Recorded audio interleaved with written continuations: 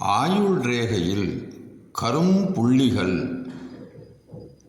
ஆழமாய் பதிய அதில் ஒரு வட்டக்குறியும் சேர்ந்திருந்தால் அவருக்கு கண் குருடாகும்.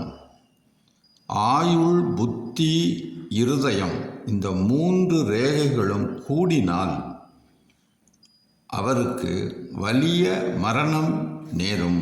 சூரிய விரலின் 3 அங்குலாஸ்திகளிலும் செங்குத்தான ஒரு ரேகை வியாபித்திருந்தால் அவருக்கு நீண்ட ஆயுளும் திரண்ட செல்வமும் புகழும் கௌரவமும் ஏற்படும்.